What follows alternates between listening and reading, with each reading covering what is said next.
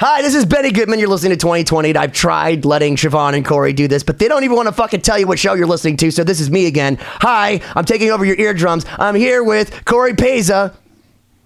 See, he doesn't even talk when you even give him a chance. Fucking step up. I'm here with Siobhán Cronin. What happened to the limiter on your mic? Yeah, I know. You're just screaming my at people. fucking ears out. Okay. This doesn't feel like a dialogue. I'm like Rusty Cooley.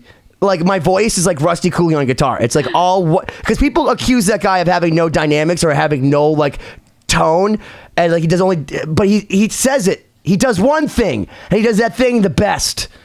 It's the Rusty Cooley thing. And you want to know what? He pulls out the rumble mitts, the 101 proof. And I got he was drinking with us. I like that. That's what I like in a guest. Well, I like the fact that I felt like I was behind my high school again. You know what I mean? And I was daring myself with like, look at the proof, but it also tastes like fucking peppermint, so it's fine. I feel like this was also one of those late night episodes, wasn't it? Didn't we do this? This was the second hour. We had been talking to him. We were all, having a good time. Does Rusty get up before 1 o'clock in the morning? Like, literally. Who knows? I don't even know. But we get to hear a little bit about his backstory, his career. He's got some really interesting stories about being on the road and all sorts of... And he's on chapter 2, which you can get fucking now at lostsymphony.com. Can we mention he's on the Garden of Earthly Delights with our buddy David Abraziz, who deserves to be in the Rock and Roll Hall of Fame. We'll get to that later. But he's on the track, the Garden of Earthly Delights. And if there's any song where we get a little bit out there as far as like letting the kite fly as high as it will go, it's with Rusty Cooley. Yeah. So check out The Garden of Earthly Lights and check out Rusty Cooley Part 2 right now. Part 2.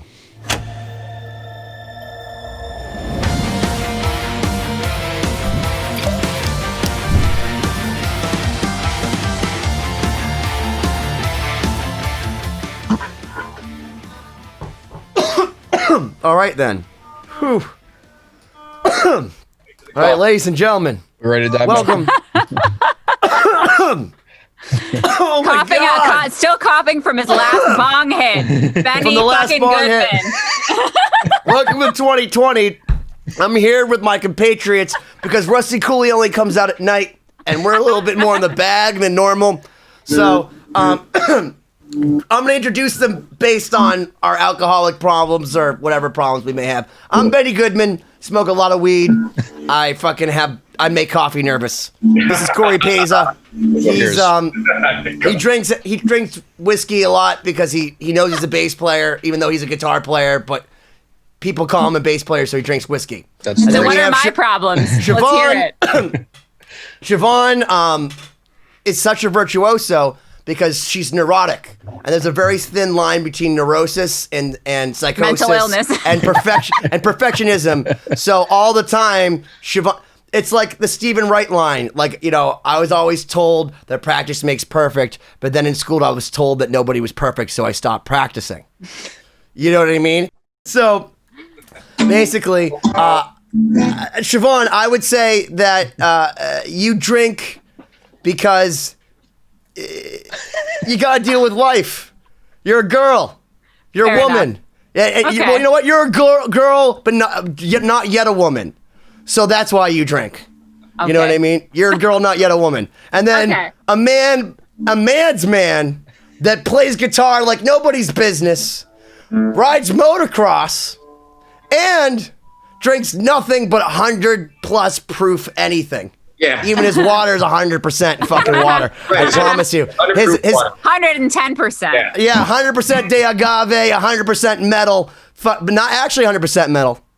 But he's a blend. He's like a metal fusion, classical, jazz blend.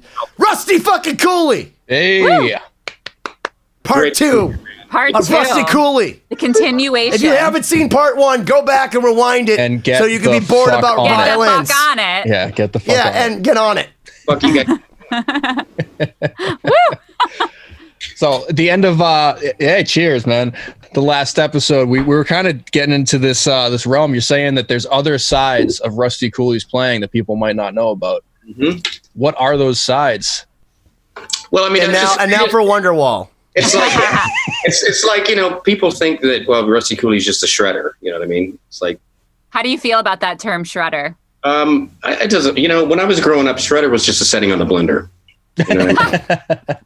That was it. That's the only kind of shredding that was going on when I was a kid. 2020, Shredder's just sitting on the blender. That's a great one. Yeah. But, I mean, it in many ways, it's used in a derogatory way. But to me, it just means somebody that's got good technique.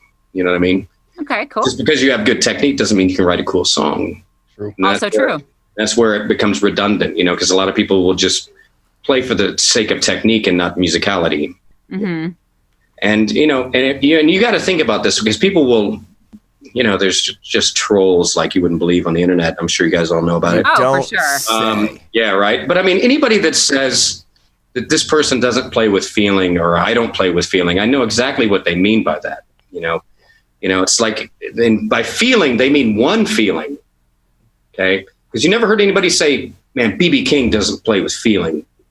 Stevie Ray Vaughan doesn't play with feeling, because they're playing that one feeling that they're all identifying with. Those players are identifying with. Well, to me, there's many feelings. There's, anxiety. There's, fear. There's, madness, anger, rage. The feeling that I have usually when I'm playing guitar is like beating somebody over the head with my guitar.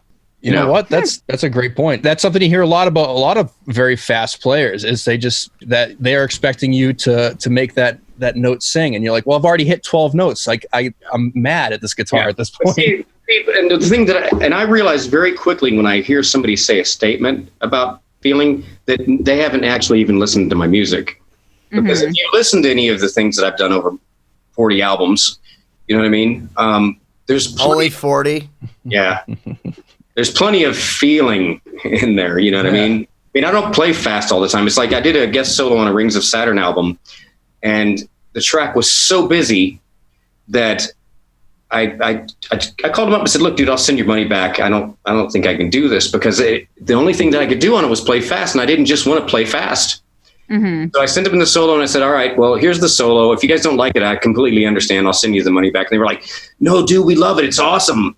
And I said, "Okay, well, just fix this one note at the end or put some delay on it, And that was it, But it's like I want to play for what it calls for, you know what I mean, and what I feel like it calls for, because it's based on how I feel about it, you know what I mean.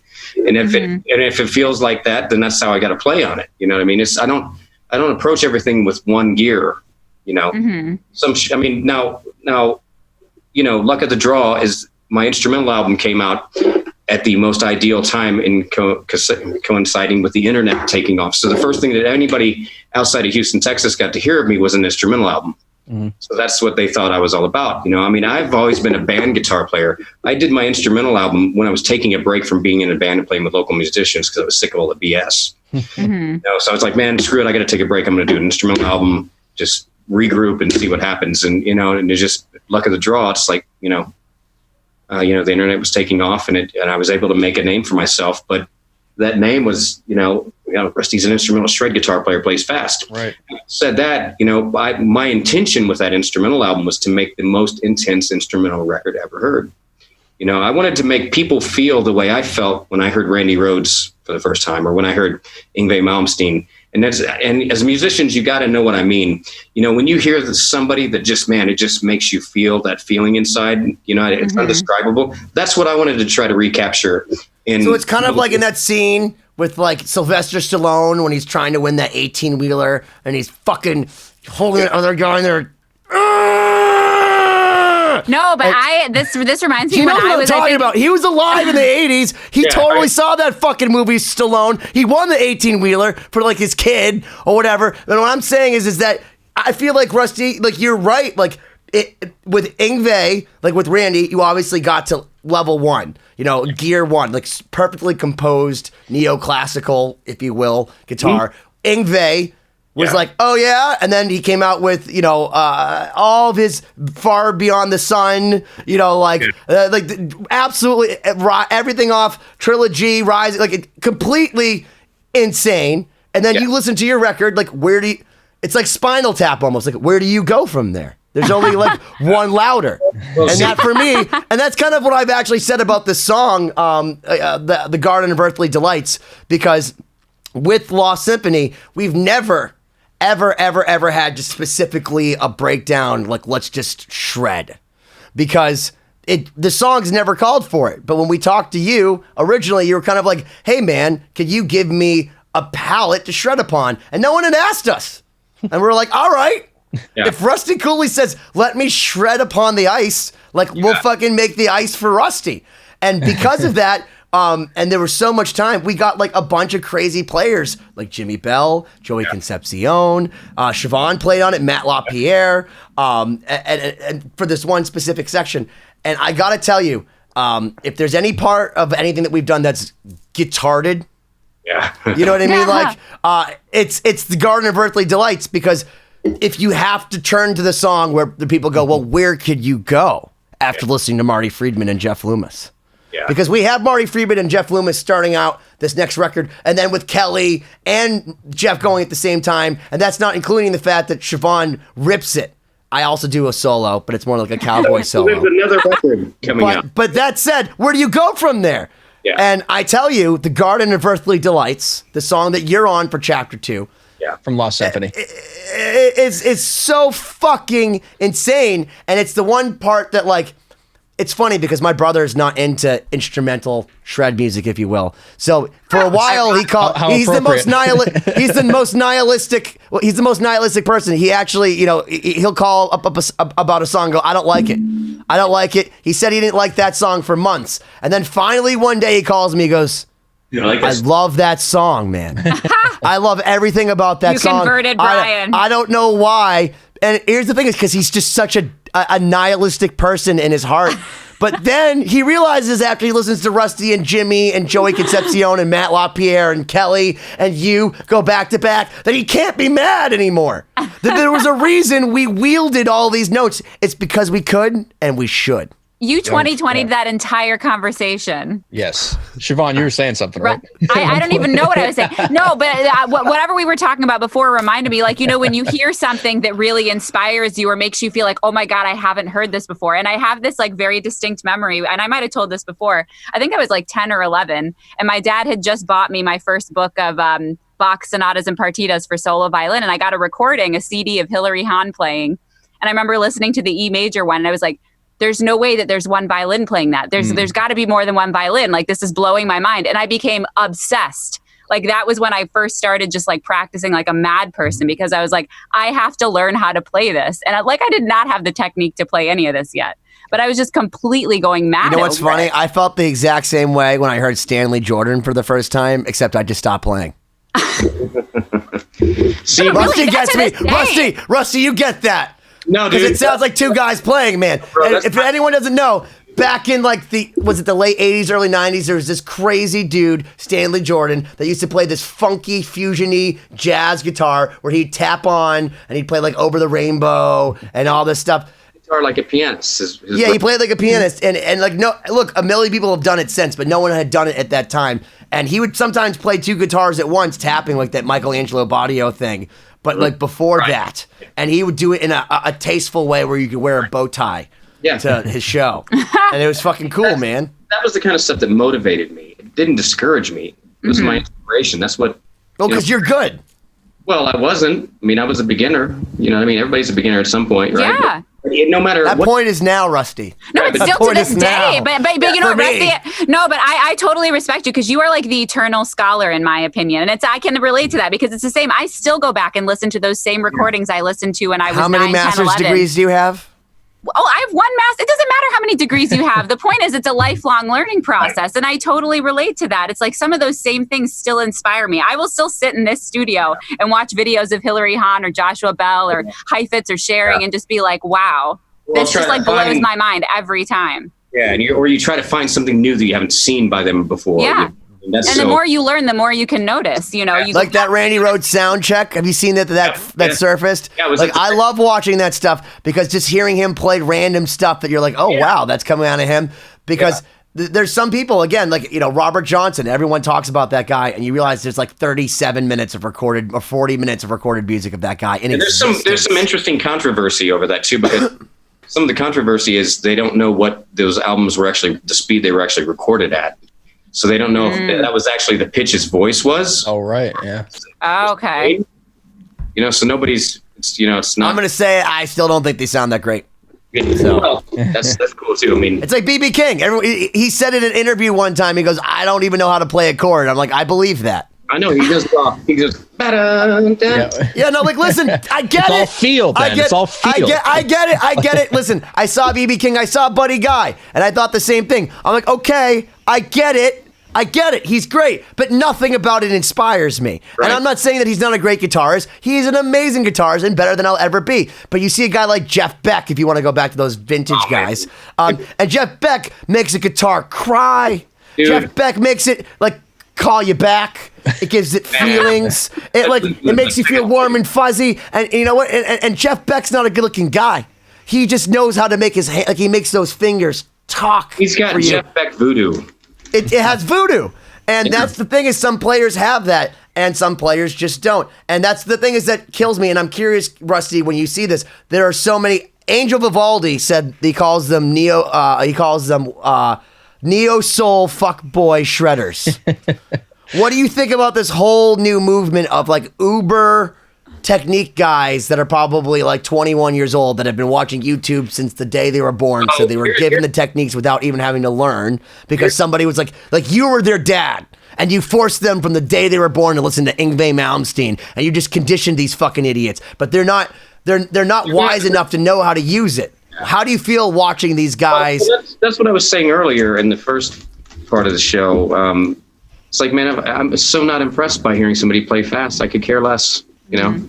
It's like, so what? Who can't play fast if they spend enough time in the bedroom? I can't. So let me ask you this: as a teacher, like, what sorts of things do you do, or are you able to do to help, a student find their voice or find what is it that they can say beyond technique and beyond speed and all of that? How, is that something that you feel like you can cultivate as a teacher? Well, I mean, I try. I mean, it's something that you have to dig in with. It's about understanding it and learning music. It's like I teach what I like to call musicianship, and a musicianship is a combination of technique, being able to play physically what it is you hear in your head, and then theory. It's understanding how chords, melody, and harmony works. Mm-hmm. And then those two things alone aren't enough. When you tag that up with creativity, then you've got something. You know what I mean? So taking those tools. I mean, when I was in college, I feel like that should be written on a dentist's wall. Yeah. Like when I wake up at 5 o'clock in the morning and get a root canal, I want to like read that Rusty quote as like a bit of inspiration before they put the laughing gas. Oh my God. Yeah. Okay, so while you were in college, but it's like I was in a band called Revolution back then, and me and the other guitar player took the same theory course, and we go to rehearsal at night, and he'd be trying to play a scale over this chord, and I would look at him and I go, "What are you doing, man?" He said, "I'm using this pentatonic scale." I'm like, "Well, not over that chord." And weren't you paying attention in class? Yeah. So my point to that is there's so many guitar players that will learn theory, but they're never able to make it connect to their instrument. I don't understand that because everything that I learned, I immediately take it to my guitar. Sure. Mm-hmm. You know what I mean? Apply it. It's like people that started playing piano before they played guitar have a hard time doing that. I don't get it. I mean, theory is theory. I mean, I could give my mom a theory book and she could read it and understand it, but she can't play a note. She can't play an instrument because it's theory. Mm-hmm. You can read it and get it. Yeah. Mm-hmm. I mean, it's not like rocket science. I mean, it's not easy, and I'm not trying to, sell it under that it's like not hard, but I mean, it's hard. You got to put the time in. I mean, you got to put the time in and you got to research it and you got to be creative and you got to explore every possible end. Well, I'll tell you one of the coolest things about theory that I've learned because 13th chords. Is that what you're going to talk about now? Well, no. Here we go again. No, I'm serious. The thing I joke around, but this is actually what's meant to be serious. Is that I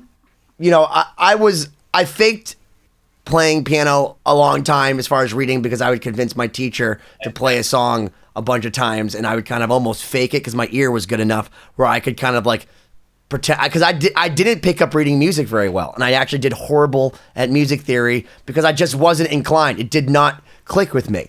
Mm-hmm. But things that sounded cool clicked with me. So like, when I heard the Suicide Solution solo and those arpeggios, I was like, wow, I've never heard such bombast and bravado and awesomeness coming out of this 5'7" blonde dude who's not even the size of his own Les Paul. Right. You know what I mean? Like, and But at the time, I wasn't interested in the theory side. Now I have a 22-year-old kid that teaches at Berklee School of Music, coming going, well, this is what this is, and this is what that is, and actually, if you go from here, from A to B to B to A, and I'm like mystified, but I'm like, that makes so much sense because But the thing that's funny is that I know how to make him sound better, even though he knows all the theory in the world. I'm like, bro. But he can't commit to composing anything because he's like, but you could go this way or that way or this way. I'm like, or you could just play this one note and say everything. You could just bend it because you have amazing vibrato. So it's really amazing because I'm teaching him actually how to utilize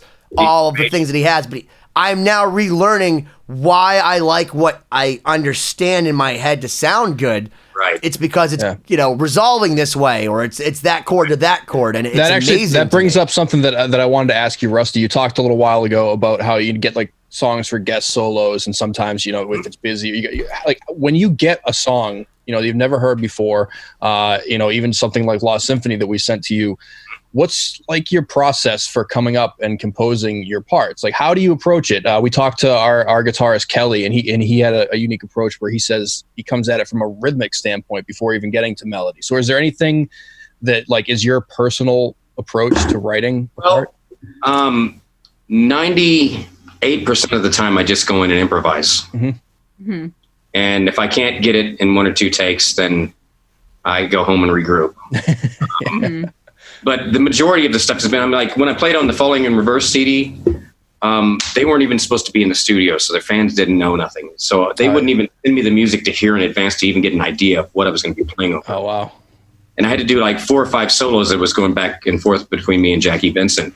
And they flew me into Florida, and I went into the studio that night, and I listened to what Jackie had done. He'd already finished his parts.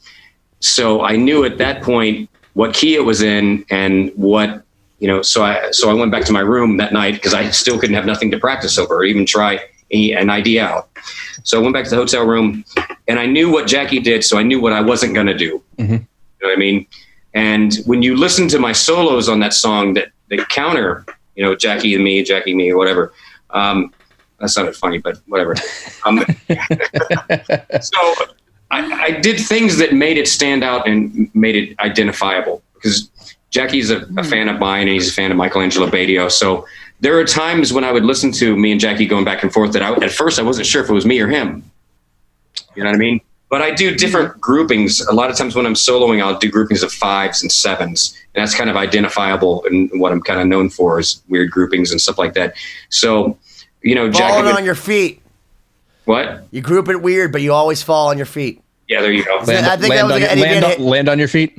Yeah, it's whatever. Land on your feet. It's an Eddie Van Halen thing. Like, is that he would do weird groupings and shit too, right? Like, because like he'd do like the 7s and the 5s and all that crap. So but it would always work out. Yeah, that's why Alex Van Halen's constantly like a jazz drummer. He has to follow along Eddie's weird shit. Right, but if you think about 7s and 5s, I'm doing 7 or 5 over 1.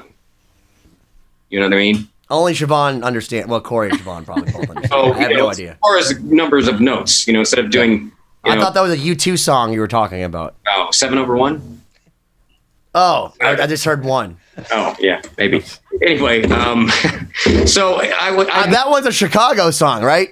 Dude, I don't even know, man. Anywho. Yeah. So I forgot where I was going with all that. You were talking about your groups of 7 over 1. Yeah. Right. So I knew what to do when I went in there, and I did some things that, like, if you listen to that song, I'm on a song called Born to Lead or something like that off Falling in Reverse's second album. I think it's called Born to Lead. Are you looking it up, Cory? Yeah. Check it out. So if you listen to the solo, you'll hear some distinctive things that are uniquely different than anything else that are going on in there. And that would be my part. You know what I mean? Born to Lead. Yeah, Born to Lead. Thank you. Yeah. And it's like when I played on the Badio track, 8 Pillars or something like that. I mean, there was like 5, 7 guitar players on there. And I knew that everybody, because, you're playing Can on I tell you a secret? I don't mean to interject. Sure you do. I played a song. I didn't mean to interject, actually. I played on a song with Marty Friedman and Jeff Loomis and Kelly. And I had to have my own solo. It's called The World Is Over. So what do I do to stick out? I went full cowboy tremolo. I just made the whole song. This is the cowboy solo you were talking about. Yeah, it's just a cowboy solo. Like you know, do what Tom Morello does. It's like when everybody else is playing like all crazy, just get a whammy pedal. I mean, everyone's like, it's genius. Or just I put a tremolo on, and I played a very simple line. I played underneath a beautiful Marty melody, and Cory soloed it. And I said, that's my solo. There you go. And then I just built the whole part around it. So Jeff Loomis comes afterwards and Marty comes before, but then there's me in the middle. Like I'm like the part of the cookie that everyone wants in Oreos. That's cool, man. The creamy center. Anyway, like when I played on Badio's thing, it's like everybody that's going to be on a Badio album is going to go in there and try to out Badio, right? So I took the opposite approach. I'm not going to. Why try to do that? I mean, he's Badio. Yeah. So I should have done that with Marty. Right. Yeah. So I went in and did my own thing. I mean, there was moments of shredding on my solo for sure, but I did some weird stuff with the wah and the whammy bar and things like that, and just made it stand out, you know. And Badio, he really did a good job actually of placing all the guitar players, because there was like 3 or 4 solos by different guitar players, and then there was a little break, and then it came back in. And then after it came back in, it was like me, and then George Lynch was after me, and then Craig Goldie used to be in Dio was after that. And it was just like, it made sense because me and Lynch and then Craig Goldie, we kind of played with similar tonalities, but different, you know, because we're all different players and all that stuff. But Sure. It was pretty cool. But, you know, why, you know, I'm not going to get on a Badio album and just pick as fast as I can. Yeah. You know, it just doesn't make any sense. I'm trying to add something to it. Not. Is it scary following Mr. Scary? No, he was after me. So it must be scary for him. Right. You gotta scary. I don't know. Shit. I don't know. Whatever. No, George Lynch is a badass dude. I had the privilege of talking to him a couple of times. You don't want to say anything bad about him because he's bigger than you, right? No, he's jacked. Bruce Lee's small, bro. I mean, like jacked. Yeah, not anymore, bro. No, he's just old. That was just a phase.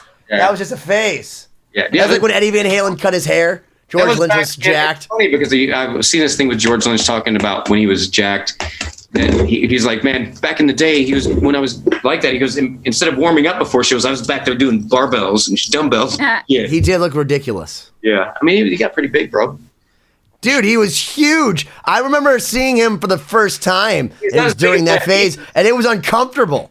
Yeah. I was really like, because I don't think that there should be like straight up real deal muscles in rock and roll. I feel like it's weird. Like I know there's a whole new movement, and look, I'm friends with a lot of bands, so I'm probably already alienating a bunch of people that are already in great shape, and I don't discourage it, but I get uncomfortable when people are in too good shape. Like the guy from the Misfits, like Doyle.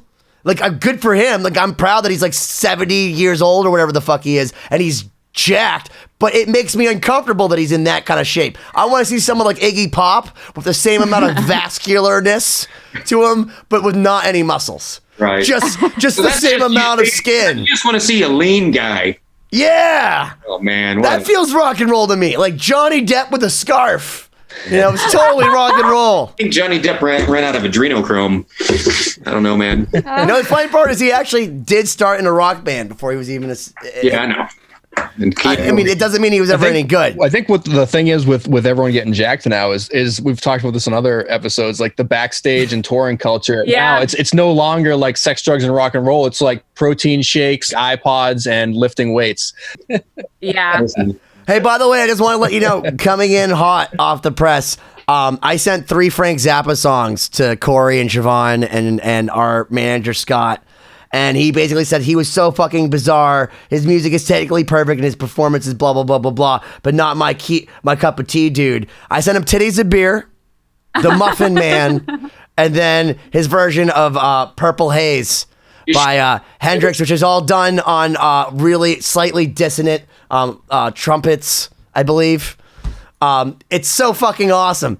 And it's only awesome because it's so ridiculous how crazy the music is for how absolutely silly his songs are. You should have them Frogs with Dirty Little Lips and Disco Boy and A Ship Arriving Too Late to Save a Drowning Witch. Or I Come From Nowhere. I'm a big fan of Don't Eat the Yellow Snow. Broken Hearts Are for Assholes. Say now, was a good one. Anything on Joe's Garage. I'm a big Vinny Colaiuta fan. Yes. He made me like drums. Yeah. That was the first time I learned actually I remember being in a music store and the guy counted out 9/8 for me. The drum teacher was like, "Do you know how to count time?" I'm like, "What do you mean count time?" Like seconds and minutes. Yeah, like what do you mean count time? He's like, well, most things are in 4, but this is actually in 9. And I it was so mystifying. He's like 1, 2, 3, 4. I'm like, Yeah, I remember listening to. I can't remember who I was with, but we were listening to some music, and they were like, "This guy's playing off beat, man. It's wrong." I was like, "No, it's not 4/4, bro." There's other time signatures. But then there's people who do it totally naturally. Like you find out that Money from Pink Floyd is in 7/8, like da da da da da da da da da, or Kashmir. Check it You out. know what I mean? Like those songs are more natural. You know that, right? What? There's a difference What'd you between say? 7/4 and 7/8. There is a Yes. difference between 7/4 and 7/8. Yes, I'm not that. Money's actually 7/4. Yep. Yeah. Okay, I'm sorry. 4, 5, 6, 7, 1. It's not. Because usually when you're Yeah, like 1 2 1 2 1 Yeah. 2 3 or 1 2 3 1 2 1 2. exactly. I'm learning something. Yeah, this is a very educational podcast. And Everybody else. you have to think of the conductor. A conductor would conduct in 3 for 7/8, and they just have like one long beat. Yep. Yeah. Really?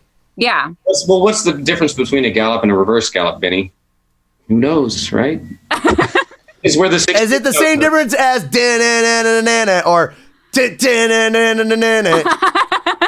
Speaking of that almost sounded like my Sharona, right? No, that was Vanilla Ice versus Under Pressure. Wait, but speaking of that, I was going to do a version when this whole Corona bullshit started. I was your gonna Corona? I was going to take the Knack song My Sharona and turn it into My Corona. I feel like It's never too late. We're never still too in late. the depths of Corona. I don't know. That song will forever be my chalupa to me after the Taco Bell commercial. Like Cheech. My chalupa. No. That would have went viral, I'm sure. Yeah, I know. This one's called Greatest Hits, I man. think that's your new calling, Rusty. You need to come up with the viral songs. That's what I want to start hearing. You know what? That would be fucking awesome. Because here's the thing: is you're so good that you could like make those Asian kids like go like, "Oh my god, he plays Nintendo music better than I do." Dude, just cover Mario Brothers. You've won. I'm going to do Nintendo Core. Yes. You should, Yeah. dude. Join a K-pop band. You'll be fucking great. Wait, You did make so Benny- much money. Did I ever send you? There is a video of an Asian kid, not to reinforce the stereotype, of playing literally the Nintendo, like the Super Mario Brothers whole game trajectory live on violin. This is not surprising. Listen, I don't mean that, and this is for all Asian listeners. They're probably like accurate. Because here's the thing: is you're smarter than us. You're more technically proficient than us. You know math better than us. You can add numbers better than us. Your parents certainly teach you discipline more than our parents do. So, like, if you want to say that that's what I'm guilty of, then guilty. You have been raised to be better than us I have to show and you be this. ashamed of this. And So, good for you. Because we think we're arrogant and full of ourselves and we're not that good. We give trophies to people that suck. You could be the best and people will still be like, try harder. Or we teach kids that nobody's a winner here. We're not keeping score. Yes. We're just having fun. That's the way to play. That's really Nobody's a winner when you're eating Tide Pods, Rusty. exactly right. Nobody, Other than Tide, who's selling the pods. right? Oh my God. Winning. Our new sponsor, Yeah, brought to you by Tide Tide Pods. Pods. We need any one sponsor. By the way, and our other sponsor, Lost Symphony. Yes. Don't eat Tide Pods. It's not Yes, good for you. part of We the do not reason we're recommend all it. here. We do not recommend it. I also would like Johnny Walker to sponsor us, please. Yes, and Rumplemans. White Claw. Dude, I feel like I should be like at a high school kegger with you in the woods, and you're like that guy trying to get the chick. No, man, that's when you were drinking Everclear. Oh man, He's I'll drinking. buy you a new life. You know it, man. Corey's like cringing God. from how bad that was. I curb stomped it again. Siobhán, say something interesting and bring us back to some Well, culture. no, I was going to say, so Rusty, what are some of the things you're doing now? So we talked kind of a lot about, the beginning of your career, a lot of the projects you've done. So maybe fill us into what's Sure. life like in 2020. Well, in 2020, I'm trying to get my hand back in shape. Back in I had- shape. Yeah, I had a hand injury Oh. that I've been. Oh my God. Yeah, and it's non-music related, but it directly affected my guitar playing. Sure. This started actually a couple years ago, and I've just been able to hide it. I haven't said nothing to anybody about it. I mean, I taught both Petrucci camps with this injury, And the way I can hide it is because I didn't have to play my material. You know what I mean, I can play around it when I'm not playing my own songs. If I had to perform my own songs, then it would be a bit challenging. And we're not sure how it happened. I saw a doctor here in Houston that works with the Houston Symphony Orchestra. And then I saw another doctor that specifically works with, he's worked with Olympic athletes to musicians and all that stuff. He's a drummer, so he knows about these injuries. And the first lady that I saw that worked with the Houston Symphony Orchestra, she did some simple tests on my fingers and was able to figure out pretty quickly that, she had me go like this with stretch, she'd hold my hand and do each finger. Mm-hmm. And when it came to my ring finger and my middle finger, I had no strength pushing my ring finger outward, like this, but I had all the strength pulling in. So the muscle on the left side, on this side of my ring finger, was greatly depleted while it was still intact on this side. Wow. Okay. So she didn't have any advice for me other than, because they didn't know what caused it. There's not been a lot of studies on it.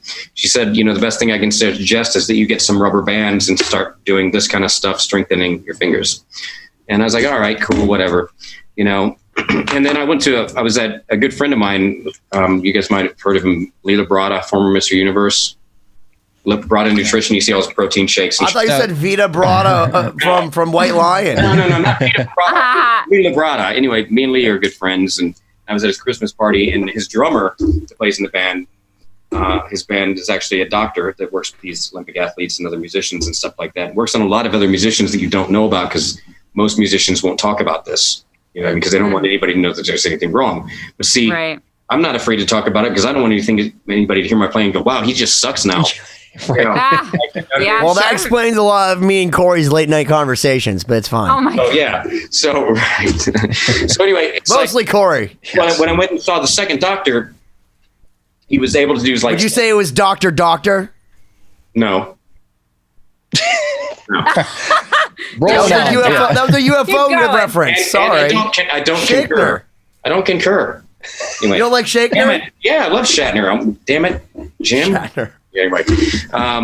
So he was able to do some stuff with I don't know, whatever doctors do. They do some weird shit, and I'm trying to hold it up so you can see it, but he was messing around with my arm, and he was able to determine within a matter of seconds what was going on. And I had all this lactic acid, or I don't even remember. Oh wow! He was using, but there was a bunch of stuff built up in here, and basically what had happened was that the blood flow, the circulation of blood to and from my hand wasn't circulating properly. Mm-hmm. So he was only in town for 3 days. So I did 3 days of therapy with the guy. And after the third day, first 2 days, it was like brutal. I mean, it would just hurt like fucking hell the shit he was doing. Wow. And then the last day I'm just sitting there and we're talking. He looks at me and he goes, is this not hurting? He goes, because it's hurting me, And he was working my arm so hard. And I was like, no, I don't really, I'm cool. And then when he was done with the session, I got up and I went to grab my car keys, and these two fingers were paralyzed. Oh, jeez.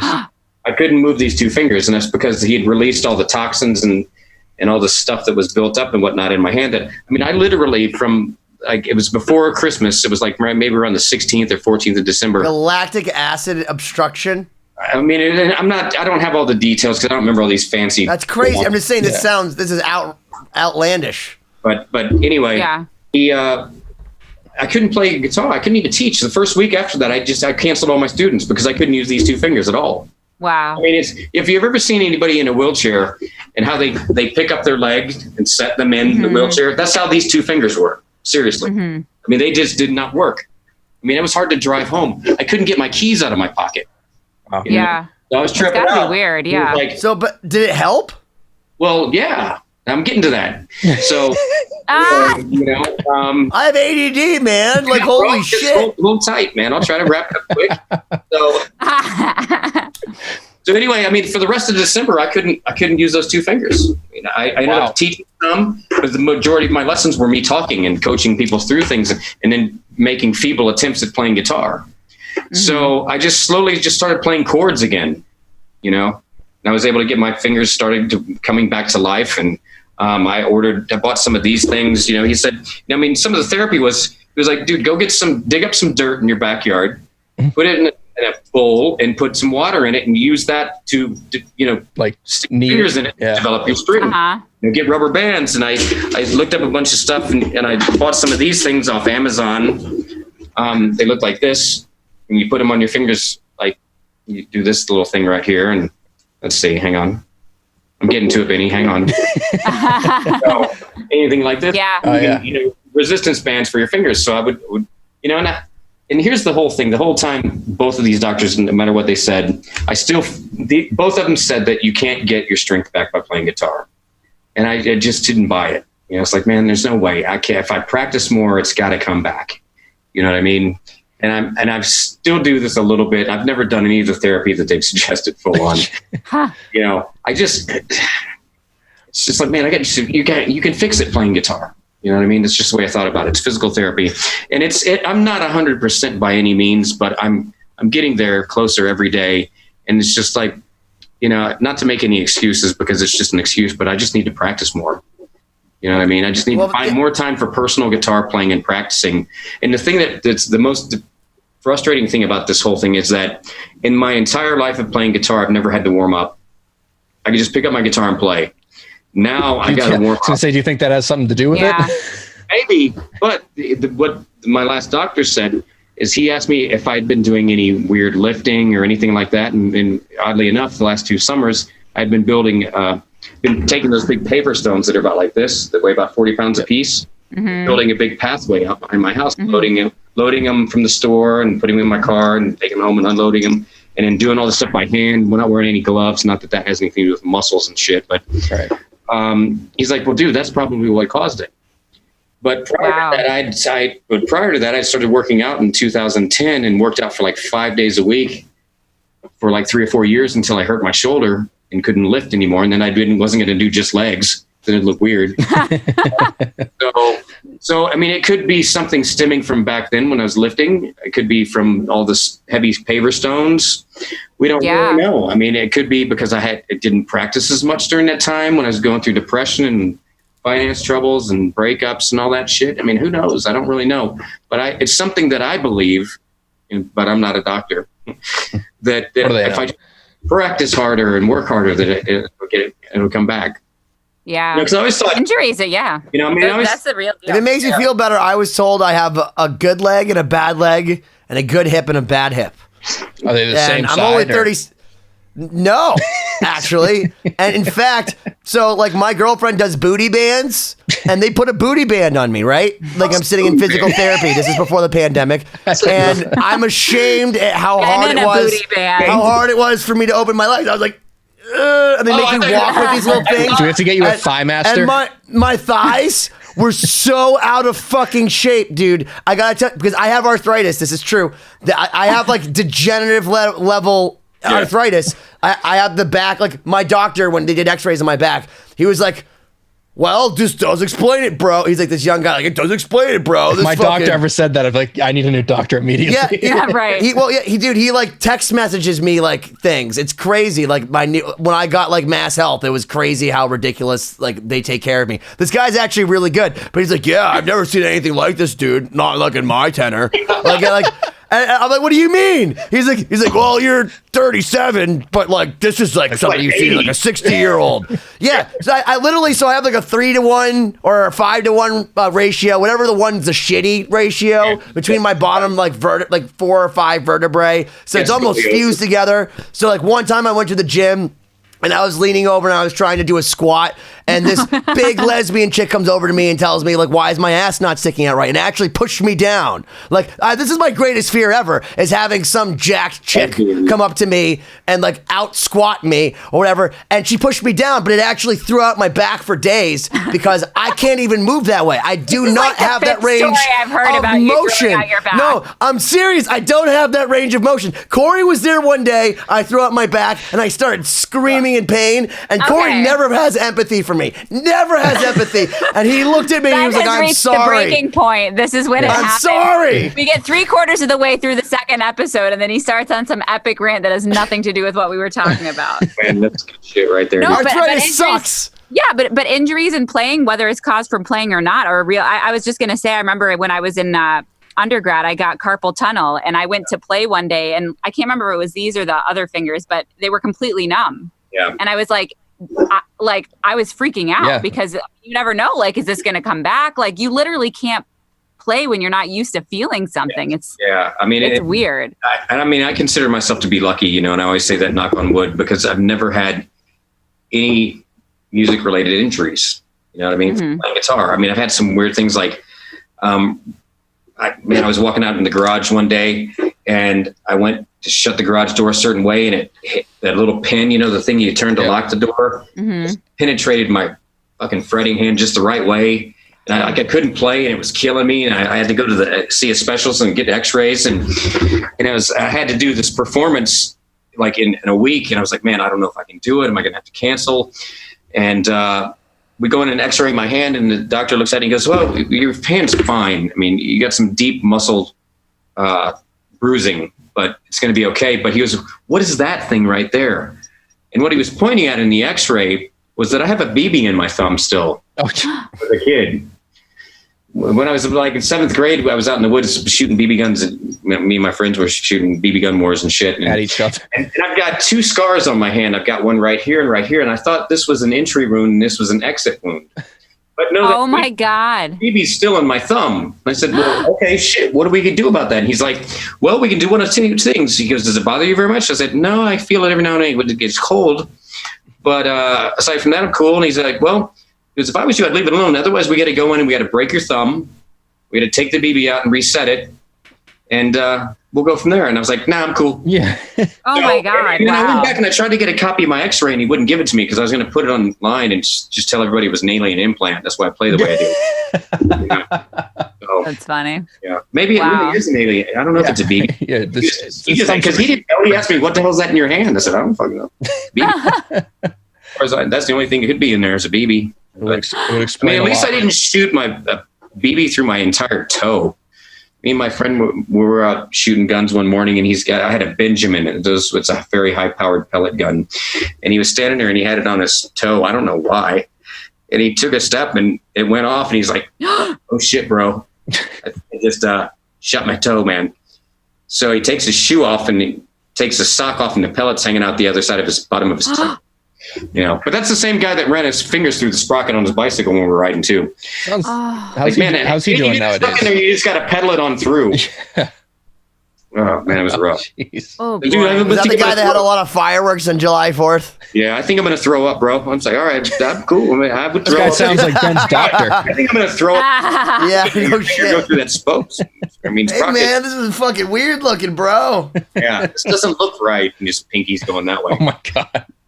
But it's shit happens. It's the same friend that I'm talking about. It could probably tell you stories about me, like the time when we were at a shopping strip that was being built, and the big plate glass window in the front of it was broken out. So we walked through it, hopped through it, and then we come running out, and I jumped through the hole in the big window, and there's a jagged piece of glass that caught me right here. So if you look closely, I've got a scar that goes like this, and then comes back down like that. I had peel your face off. Yeah, I had like 90 stitches. Oh my God. By a plastic surgeon. Oh my God. So we're like down the road a couple miles from home and I'm like in 7th grade. I'm like riding my bike home, holding my fucking head. Oh, I'm retarded, never be the same. And I was dying and shit. Come home, went right to the garage because I knew my mom would be freaking. So my dad's like, took my hand off my head and the whole skin flap came down. Oh my God. And he's like, oh shit, well, we're going to the ER. It's like, all right, cool. And the most part of it was when they had to actually stick a needle in it to numb it to do the stitches. So anyway, pellet through the toe or half the side of your head ate off. Well, it's good to hear you can still play guitar. Yeah. that you've gotten your strength back to some degree. Make somewhat cognitive thoughts, I was going to tell you one time I got an E string, at the end of an E string. I had the side of my guitar like right up here. And there's a little bit of an extra bit of guitar, and I actually punctured through my muscle. Ugh, like I've at been least stabbed by I've my been string, there. the E 3/4 string of an before. inch. Yep. No, listen, Sucks. this is pain that nobody understands. Fuck shooting yourself with a BB gun. Hey, If you haven't impaled yourself with an E string I hit on the my- top I of your hit my- guitar, I hit my fingernail. right in the flesh. I hit my fingernail from the bottom. Oh, no. From the bottom. Shit. I used to do guitar setups at a music store, and I went through. That's like Vietnamese torture. It was the worst experience of my life. So I mean, that's right up there with when you change the strings on your guitar and you're doing the high E or B or G and you lose that end piece that flies off, but then your toe finds it later. Yeah. Oh shit. Oh yeah, there's that little piece of string. Oh motherfucker, man, Yeah. you know what? Oh no. Oh, son of a bitch. So like now, man, when I cut the strings, man, I cut them off. I hold that little piece, and Yeah. you know, and I get in my toe again, man. I'll tell you what. Yes. But I mean, I've got some like bloody hand stories from recording and you know shit like. Yeah. I was in the studio recording. I don't know what I was doing, but I looked down and my hand was bleeding, and I literally one of my fingers was just split open while I was playing, and I didn't even know it until I saw the blood on my hand. Jeez. Now, I think that was probably when I was doing the George Callias solos. Do you guys know who George Callias is? Drummer from Nile. No. Yes, he's I don't think so. ridiculous. He's the drummer from Nile. He's like, He's like a total like Gene Holgan. right.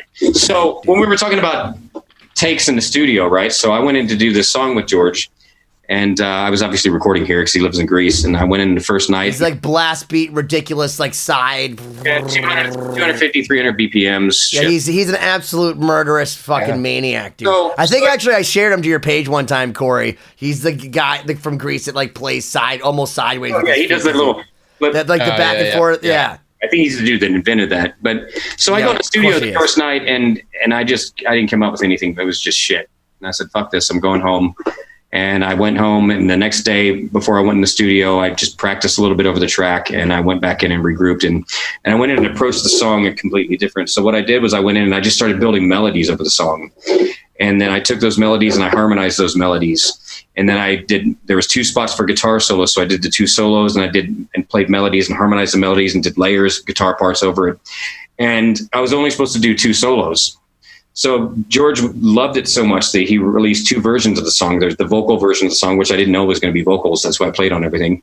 So but he liked it so much he released the You vocal. 2020'd them. Right. Yeah, he did the vocal version. You're like, I'm gonna play it so bad. This has happened to us too, where we've gotten solos back from certain people, where they just played so well on songs. We're like, don't touch that, and they just like still played on it. But it was so good. You're like, fuck, man. I guess we just have to put this on this. So the song is Aeons of Burning Galaxies, and he released the vocal version of it and the instrumental version of it, and I'm pretty proud of that one because it turned out really well. I went in with more of even though I was improvising it, I was like writing it at the same time. It wasn't just like off the cuff. I worked these ideas and developed them when I was there, and then harmonized them and put layers and then solos. And there was another part of the song I wanted to do, and it was like I literally went in the studio at like 10:30 on one night and left at like 6 a.m. the next morning. That's how long I was in there recording the shit. And I was trying to call George on Skype on the way. Is that how long the Molly lasted? Yeah, bro, totally. Yeah, I had to go. I've had those nights. I was actually in a band called The Morning, and we named ourselves The Morning because we used to fucking get so fucked up that every time we were done writing, it would be The Morning. Or the morning after pill. Yes. Anyway, Benny. Benny constantly derailing the conversation. Have you met me? Have you seen the show? I know Rusty probably hasn't because he's too busy practicing I'm and like doing the Anyway, the jazzercises. Well, we were talking about it 20 minutes ago. No, I don't know. I can't remember. No, I think I love hearing the stories, the studio stories and stuff. Do you have any good road stories, touring stories? That I can talk about? You can talk about You anything you, can talk want. about man. anything. The names Anything can goes. be changed to protect the innocent if you want. It's never stopped me, man. Yeah, well, Tell all. yeah, no. Yeah, no. It doesn't have to be wild and crazy. It can just be something interesting. Okay, well, yeah, we've stayed at some really fucking bad hotels or motels or whatever you might call them. I mean, like shit, you don't even get under the covers. It's like, it's like you pull in this place and then there's like, it looks like hookers, right? And it's not, but then it's like, oh, those aren't chicks, those are dudes. Ugh. You know what I mean? That look like, Yeah. trying to look like chicks. And it's like, you can't get in and out of your room because there's weirdos standing around and shit. We had the truck, because we took my singers he has like an SUV, and then we had a trailer behind it, because we're totally pimp like that. Yeah. By the way, everybody who's watching this is one of the greatest guitar players in the world. So welcome to rock and roll. Yeah. Strap on for the ride of anxiety. Yeah. So because like it's not Jay-Z. Yeah. So we had to, there was right next to the hotel, there was like some shitty breakfast place, right? And so we parked the Denny's and truck or whatever, the trailer a certain way, and then also, I wake up and I see that there's all these people starting to fall in to eat, and it's like, dude, we got to get out there and move it because we're going to be blocked in because people were parking on. Oh God, yeah. We were just stuck. It's like, we were in some hotel in Florida that was under construction. Oh God. And we were just, I would, because I don't sleep at night. I'm up. I just can't sleep. So I'm up walking around like videotaping, or not videotaping, because that's like, it's like on my phone, whatever it's called now, 3K in it, 4K in it, whatever it is. You just making weird videos. We were at a place in Texarkana one time that this place was so much under construction that when you got off the elevator on this floor and you looked to the right, it was like literally a battlefield. It was like no carpet. There was concrete. Like somebody had been up there with a jackhammer, shit. And then you look to the left and it's kind of normal. And you go in your room and then there's it's like carpet, something like it resembled carpet. I don't know. And it's like, oh man, I'm not even going to sit down in here. Yeah. I already got bed bugs just looking at the place. Oh, the luxurious life of touring. I'd always heard stories about people touring and not being able to shower for a day or two. And I was just like, I don't understand. What do you mean you can't shower for a day or two? Well, I figured out what they meant. Oh yeah. It's like you're on the road and you don't have no place to stay. So you're sleeping in your car or your truck or whatever. And then you get to the venue and they don't have a shower there. So you go out back and hose off the best you can. I mean, that's why for the first time in my life, I wore my hair in a ponytail on stage because, dude, I got fucking thin hair and you sleep on that shit or it gets sweaty and then it's sweaty the next day. You can't leave it down, bro. It's got to go up. And it's like, man, it's like, I never thought, I played in one stage in San Antonio and wore shorts live. I wore some camo shorts and some tennis shoes and a t-shirt. I was like, because we got this room at this place and it was so bad that you couldn't even lock the door. The door lock was like fucked up. So I was like, man, I'm not showering here. You just get your money back and let's go back to the club and we'll drive home. I'll drive if I have to. And I can't drive it and pull a trailer. I've never done it before. You know what I mean? So I'm sure it's not hard if you get me in a straight line, but oh my God, it's like the worst ever. And then the club was so badass. They promoted it so awesome. We had about 10 people that showed up. Even better, you know what I mean? It's like great. Siobhán's like, we had to play one time with like only one screen. Yeah. Oh my God, no. Thursday has been through a lot of this. Everyone starts somewhere. It's rough for a long time before sometimes it never gets good. It's funny though, because when I do my solo stuff, I always had it good. When I did stuff with Outworld, I always had it good. Day of Reckoning is the first band that I've experienced not having it good. Because I always had, it's like in the early days doing my instrumental stuff, I wasn't doing a lot of touring musically, but I was doing a lot of clinics and stuff like that. So they'd fly me in, give me a hotel room. It's all cool. Outworld, somebody was always paying for the hotel room for me or something like that. I always had a nice place to stay, but not so much anymore. Shit's in the music industry. So now it's like, wow, we're fucking footing it, bro. Let's go sleep, see if we can cap a fucking hour. But this is an underlying subtext, and I'm being serious, like, because I respect you because in so many ways, because not only have you tried so hard and crafted your playing and your technique, but you're still willing to fucking live it, the rock and roll things. Yeah. Like, it's funny because Cory and I at one point did an interview with our friend Michael Starr from Steel Panther. He's like, rock and roll is like living with the rats. Rock and roll is like listening to Crew and your mom doing coke and just being like, going to shows and like, but like that's really, people don't realize it. Like, man, that shit, like where you're like, you have weirdos standing outside your hotel and you're like, maybe it's not cleaner in the shower, is part of being part of rock and roll. And that, like, if you really love music, like if you love music and you believe, like, to almost a delusional level that this is what's going to happen for you and that you're meant to do this,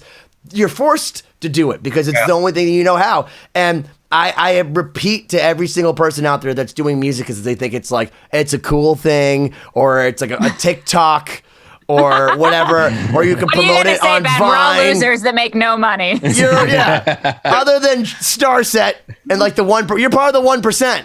I mean, You here's know what I mean? Like bottom line. you're part of the 1% that can count in billions. Here's We call you Ben. the 8 numbers. Ben, settle down. Here's the bottom line that I give anybody that asks. I tell them, it's like, if you don't absolutely love it more than anything in this world, don't do it. You know what I mean? Yeah. Because you have to, I mean, you have to go into it knowing that, man, I want to do this no matter what. Yeah. And if you don't know that, then you shouldn't do it. Go get a regular job, get a backup plan. You know, be one of those people that have a backup plan. I know a lot of people like that. It's like, you know, got a lot of friends that are living cushy lives because they had their backup plan and shit like that, but they can't play like I can play. Right. That's the truth. You know what I mean? But it boils down to what you really want to do. I just want to play guitar, man. That's it. You know, Yeah. I remember being in high school and hearing my friends talk about, I don't know what I'm going to do now. I'm going into college. I got to pick a career. That would scare the shit out of me, not knowing what I wanted to do with my life. Yeah. That's absolutely terrifying. To me, that's the same thing as not knowing music theory. Wow. And I'm serious. I was about to Yeah. relate to you because I was going to say one of the things I always say I'm lucky about is that I always knew I wanted to do music, not Right. music theory. But I'm Right. there's a lot of people that you go even to college and you see these people who are freshmen. They're like, I don't know what I want to go into. And you're like, are you that's fucking serious? terrifying. I've been working in a guitar store since I was 14, so that I'm only here because my parents are forcing me to. Yeah. Like, you know what I mean? I want to go play in a band, and I actually deferred from my my freshman year. I didn't even finish it to go join a band and tour. You know what I mean? Because I knew that was my thing. but see, that's pretty lucky too to go join a band and tour. Wow, that sucks, Ben. Well, you know, practice. That's a good place to just say that we're coming up on the end here. We got a minute or two left on this episode. Rusty, what were you gonna say? What I wanted to say was that what I was talking about with music theory. It's like I'm not knowing theory is terrifying to me because I tell my students it's like if you get dropped off in the middle of nowhere in the middle of the night and are expected to find your way home, you maybe could get there. You probably, if you don't get eaten by wild animals or starve to death. But if you get dropped off in the middle of nowhere and you got a flashlight and some GPS and a cell phone, you can find your way home pretty quickly. It's a great analogy. You know Yeah. what I mean? It's not knowing theories, you're fucking lost, bro. I can't imagine not knowing. It's not speaking the language. I can't imagine having to hunt and peck and look for notes because I don't know what to do. But what if the Ionian is your fire starter and that's all you need? You know what I mean? But I mean, Benny, I've known it so long that I don't know anything else. So not knowing it is terrifying that people actually don't know it and they just find their way around by navigating. You know what I mean?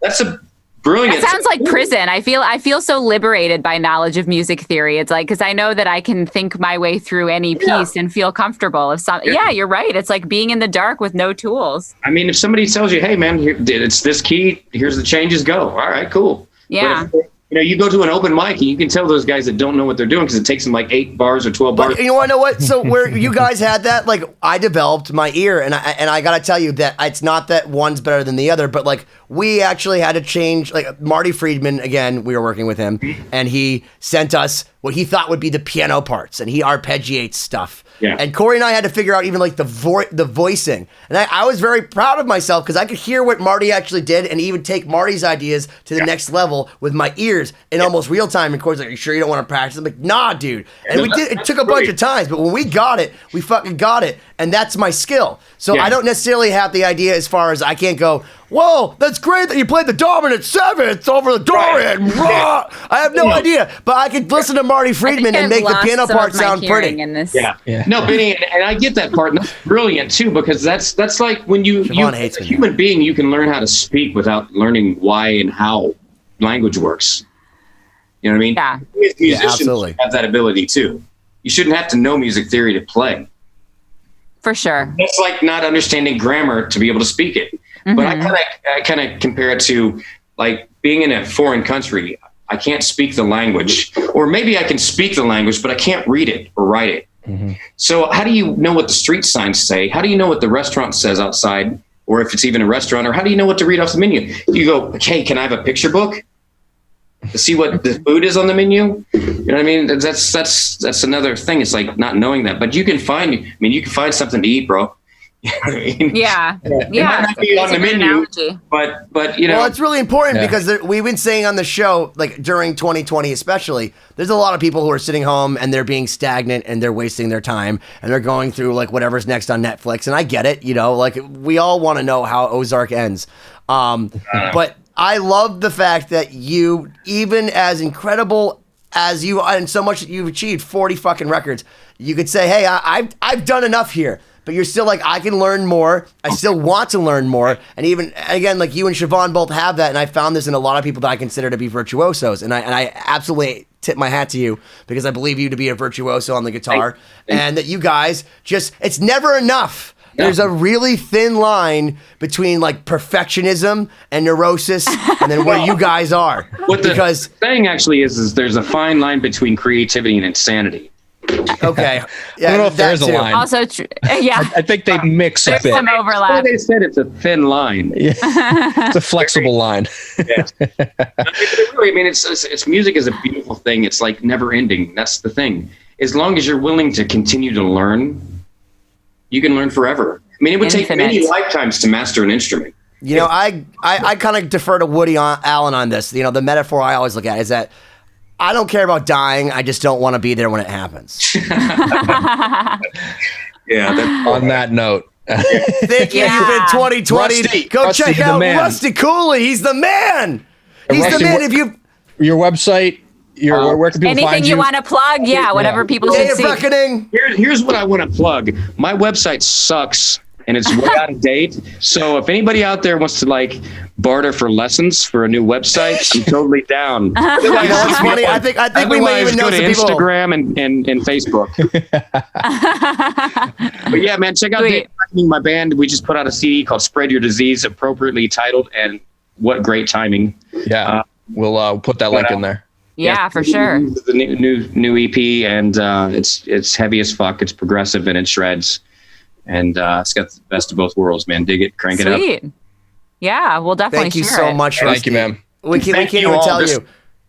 Thank you so much. No, what a treat. Yeah, I was just going to say thank you all. It was a pleasure. I appreciate you guys having me on. Will you come back and talk to us again sometime? Man, I will come back anytime. There's so much more we want to learn from you. Yeah. I'll just come We need out. a master class from You're Rusty an Cooley. encyclopedia. Thank you. I'll come out back just to hang out.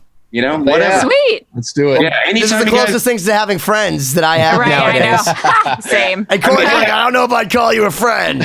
Hey, man, when they said social distancing, I said, bro, I'm on it. I've been practicing that shit for years. Yeah. That says the same thing. Yeah. Yeah. Well, we've been saying Corey's been trying to figure out how to stay out of the room with people for a really long time. But I went to his seriously, house man, and sat with like a mask on not too long ago, and I could just see the look of like a disdain in his face. What I trip out on is people driving in their cars by themselves with a mask on. Oh yeah, But those people are winning. God, yeah. All right, guys. That's a whole other conversation. Yeah, we'll get to that next time. 2020.com, 2020. Set the world on fire. Cheers, 2020. 2020.